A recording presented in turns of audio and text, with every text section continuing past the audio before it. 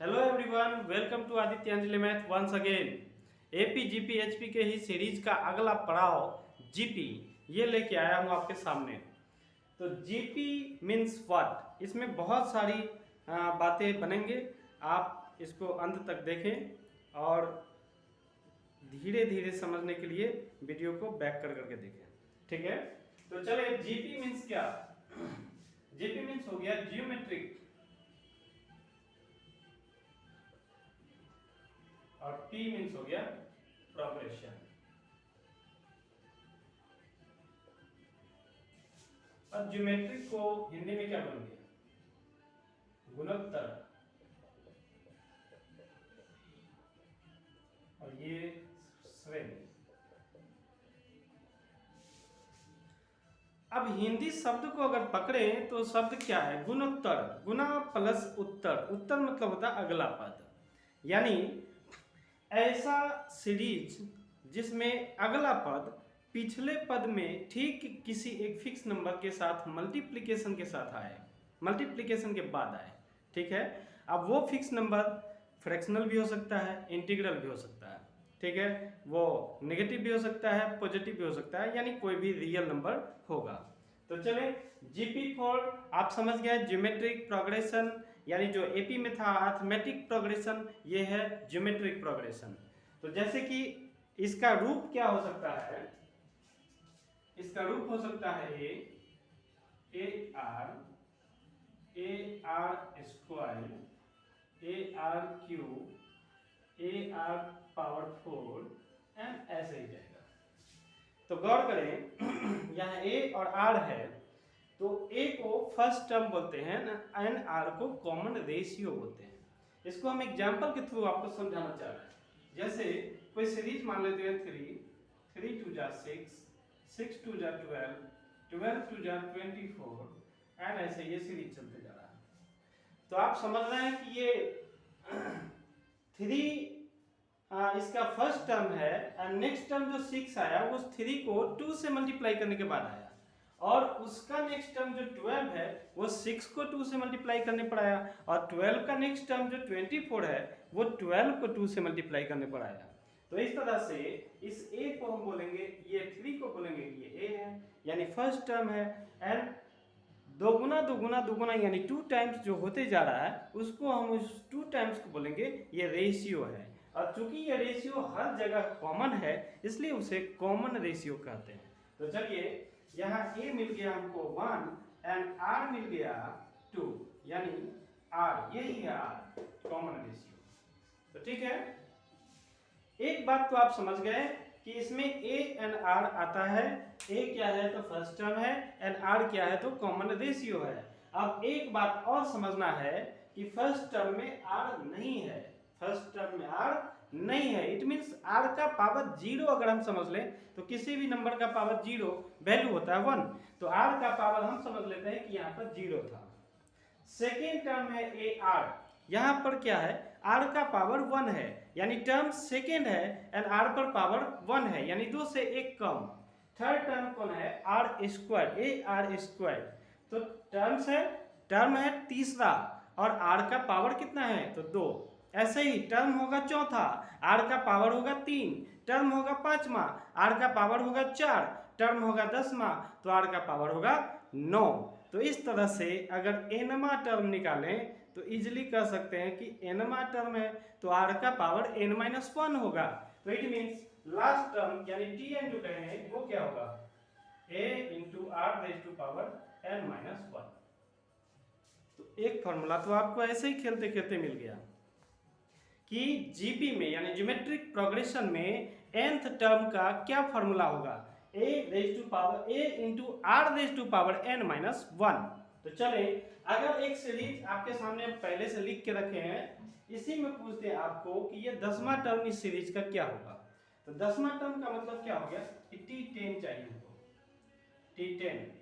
अभी यहां से देखे हैं nवां टर्म है a इंटू आर के पावर n-1, तो यहाँ 10वां टर्म निकालना है तो n का वैल्यू 10 ले लेंगे, तो 10-1 यानी r के पावर 9 करना पड़ेगा। इट मीन्स ये क्या हो जाएगा, a तो 3 है एंड r क्या है तो 2 है, और n का वैल्यू क्या है तो 10। 10वां टर्म है, 10 से 1 कम यानी 9, यानी 2 की पावर 9। अब 2 की पावर 9 क्या होता है? 2 दूनी 4 दूनी 8 दूनी 16 दूनी 32 दूनी 64 दूनी 128 दूनी 256 दूनी 512। तो 512 गुना 3 तो आएगा क्या? 3 गुना 512। तो 5 दिया 15, 12 दिया 36, यानी ओवरऑल 1536 ये 10वां टर्म इसका हो जाएगा।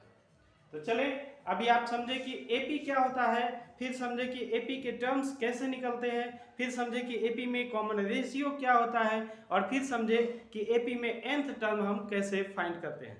अब हम आपको बताने जा रहे हैं कि एपी के nth टर्मों का या n टर्मों का सम क्या होगा, इसको इरेज करके।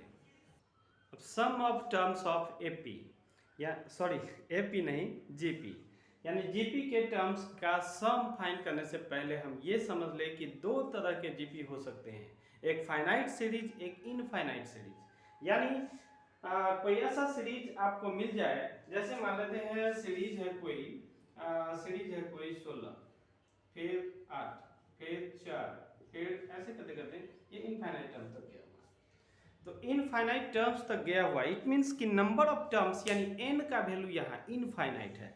तो n का वैल्यू जब इनफाइनाइट हो तब, और n का वैल्यू जब कांस्टेंट हो तब अलग अलग फार्मूला हम लोग यूज करेंगे Sn के लिए। तो Sn यानी क्या? समेशन। समेशन यानी sum of infinite terms and sum of the given terms.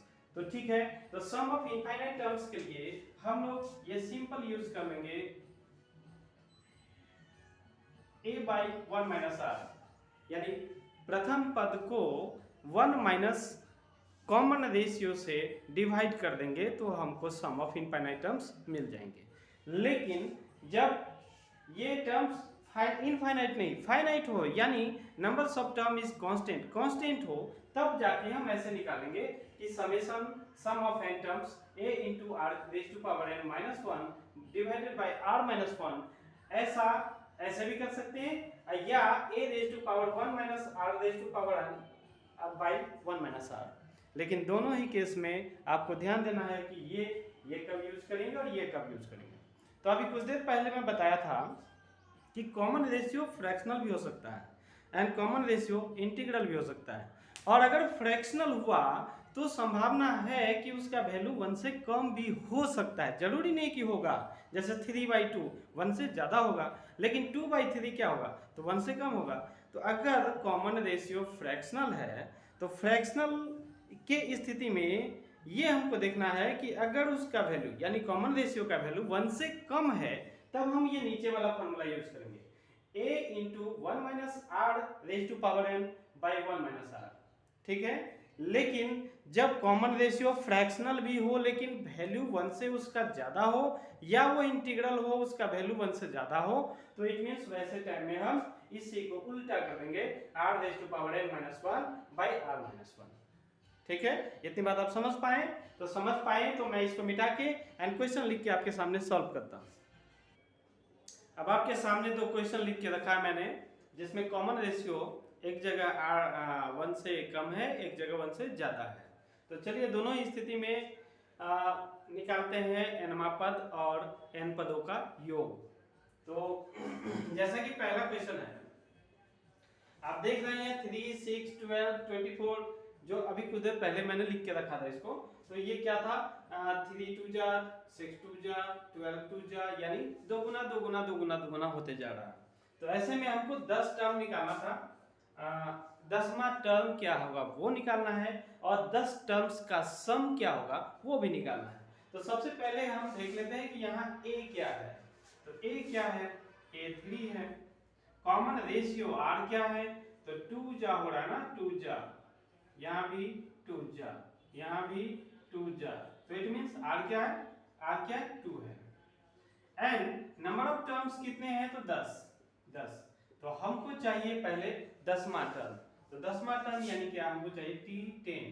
तो t10 कैसे निकालेंगे? a into r raised to power 9, 10 से 1 कम। अब a तो 3 है, वैल्यू पुट कर देंगे, तो 3 into r कितना है? 2 एंड 2 raised to power 9, यानी ये वैल्यू कुछ देर पहले मैं निकाला था 512, 512 गुना 3 क्या होगा? तो 1536, 1536। ये अपना आंसर हो गया।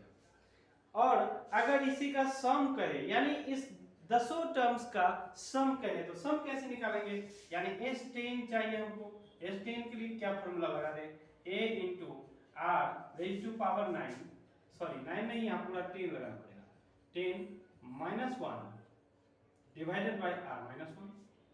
ठीक है, अब आर यहाँ मोर देन 1 है इसलिए ये फॉर्मूला लगाए। तो यूज करें, A कितना है 3 इंटू आर 2 है, 2 का पावर कितना होगा तो 10, 10 से फिर 1 कम बाई 2 से 1 कम।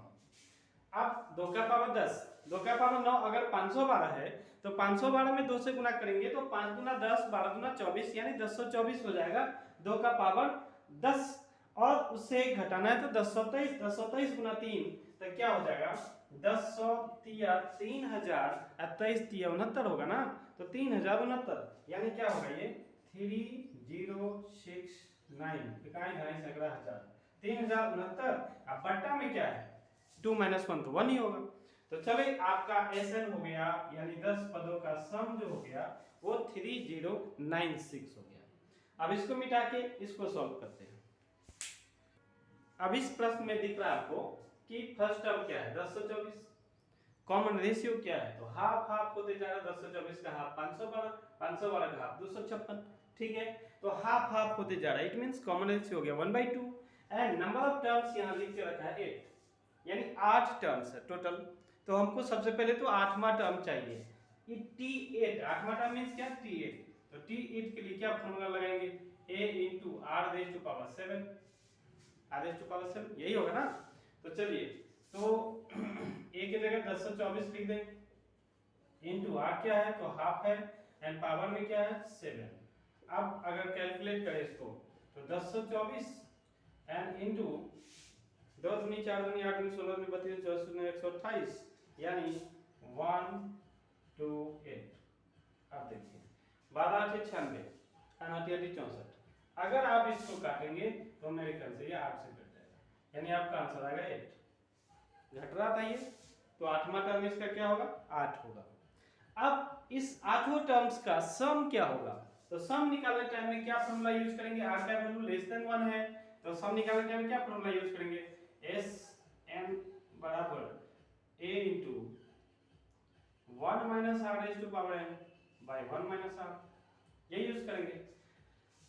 और एक फार्मूला आप और भी यूज कर सकते हैं, अगर आपको अंतिम एंड प्रथम दोनों पद पता है, जैसे कि ये T8 निकालना था हमको, T8 निकालिए 8, यानी अंतिम पद भी हमको पता हो गया, प्रथम पद 1024 ये भी पता है, यानी फर्स्ट टर्म भी पता है, लास्ट टर्म भी पता है, तो फिर आप इसको और शॉर्ट थोड़ा सा कर सकते हैं। और शॉर्ट कैसे कर लेंगे भाई, तो देखिए अगर इसको मल्टीप्लाई करते हैं तो क्या होगा, ये a into 1 a minus a into r raised to power n by 1 minus r। अब ये क्या है,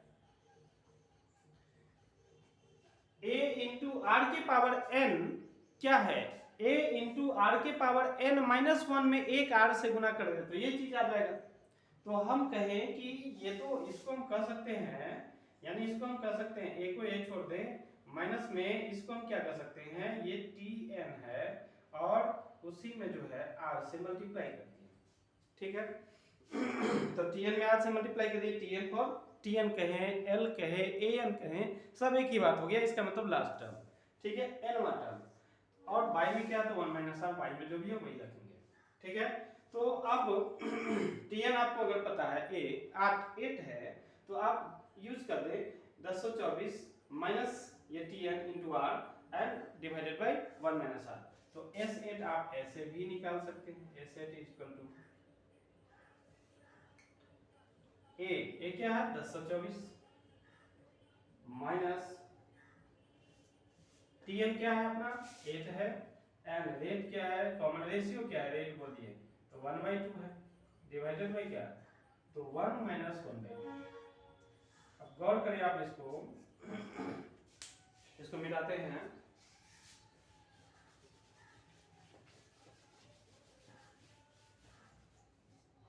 तो सम क्या हो गया, इसको काटेंगे तो ये 4 से कटेगा, 1024 से 4 घटेगा तो क्या बचेगा 1020 और बाई 1 से हाफ घटेगा तो क्या बचेगा, तो हाफ ही तो बचेगा।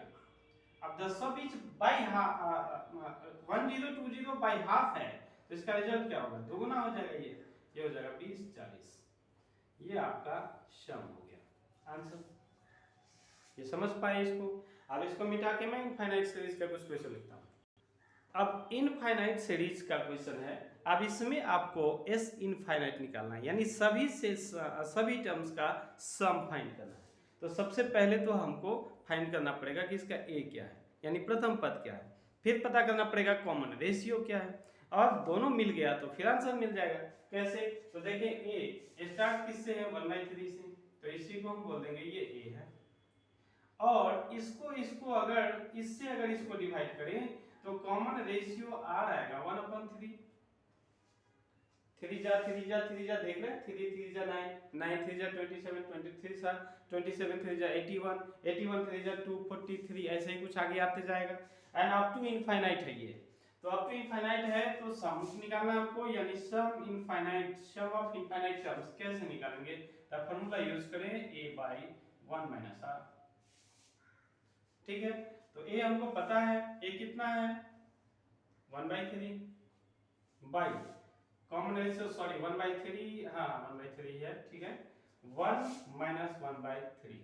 तो 1/3 को अगर 1 से सब्ट्रैक्ट करें तो क्या होगा, 3 - 1 यानी 2/3। इट मींस ये रिजल्ट क्या देगा 1/3/2/3। तो 3 3 तो कैंसिल हो गया, तो बचा क्या 1/2, यानी आपका सम जो आएगा सम ऑफ इनफाइनाइट सीरीज ये 1/2 आएगा। आई होप कि आप इसको अच्छे से समझ पाए होंगे।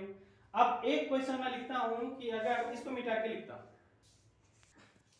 अब ये एक छोटा सा और अच्छा सा क्वेश्चन आपके सामने कि 81 raise to power 1/3 plus 1/9 plus 1/27 plus 1/81 plus up to plus up to infinite. अब इसका वैल्यू क्या होगा बताइए। तो सबसे पहले तो हमको ये पावर को सैचुरेटेड करना है, इतना लंबा पावर में हिसाब नहीं हो सकता। सबसे पहले तो पावर को ठीक करें, तो पावर को ठीक करने का मतलब है अभी जो इसका वैल्यू हम लोग निकाले थे, इसका सम वैल्यू मींस इसका सम जो निकाले थे वो क्या आया था हाफ। अब क्या है, अब सम निकल गया तो 81 raise to power half. It means आप इसको क्या लिख सकते हैं 81 raise to power half, and 81 को हम क्या लिख सकते हैं 9 का स्क्वायर, एंड उसका पावर क्या है तो हाफ। अब तो हो गया ये a raise to power m and उसका पावर n, तो क्या करेंगे मल्टीप्लाई कर देंगे m and n का। तो इस दोनों मल्टीप्लाई जैसे ही करेंगे तो ये and ये कट जाएगा, यानी फाइनल आंसर क्या आएगा 9। यही आपका आंसर है। तो आई होप कि ये बेसिक कंसेप्ट के साथ साथ कुछ एग्जाम्पल आपको अच्छे से टॉपिक के कंसेप्ट को क्लियर करने में मदद किया होगा, एंड आप अच्छे से समझ पाए होंगे। और अच्छे से समझ पाए हो तो फिर तैयार हो जाएं नेक्स्ट वीडियो के लिए। नेक्स्ट वीडियो में मैं अच्छा और बहुत अच्छा क्वेश्चन लेके आऊँगा। उसमें बेसिक कंसेप्ट नहीं बताऊँगा, सिर्फ क्वेश्चन बताऊँगा। Okay, have a nice day to all.